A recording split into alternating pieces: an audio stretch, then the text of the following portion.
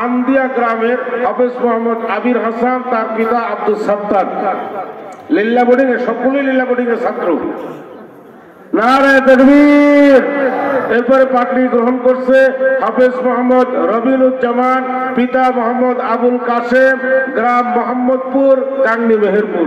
নারে তাকবীর, নারে তাকবীর। গাংনী দারুস সুন্নাত মুখতারিয়া হাফিজিয়া মাদ্রাসা।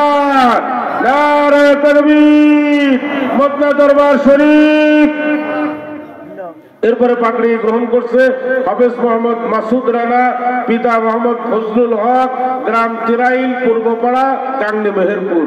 নারে তাকবীর, নারে তাকবীর।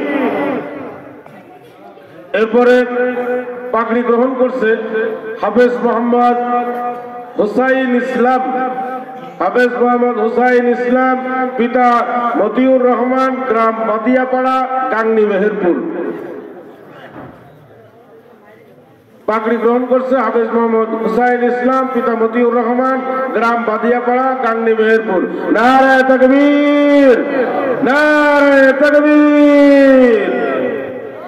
সর্বশেষ পাগড়ি গ্রহণ করছে হাফেজ মোহাম্মদ মঈন ইসলাম, পিতা মোহাম্মদ মুজাম্মেল হক বুরহান, বাবার নামও মুজাম্মেল, নানার নামও মুজাম্মেল, একই নামে মুসাব্বা। হাফেজ মোহাম্মদ মঈন ইসলাম, পিতা মুজাম্মেল হক বুরহান, গ্রাম চাঙ্গাড়া, পূর্বপাড়া, গাংনী মেহেরপুর।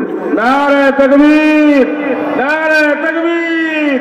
গাংনী দারুস সুন্নাত মুখতারিয়া হাফিজিয়া মাদ্রাসা, মদনা দরবার শরীফ। নারে তাকবীর। সম্মানিত উপস্থিতি, আমরা এই 6 জনকে বছরে পাগড়ি দিলাম।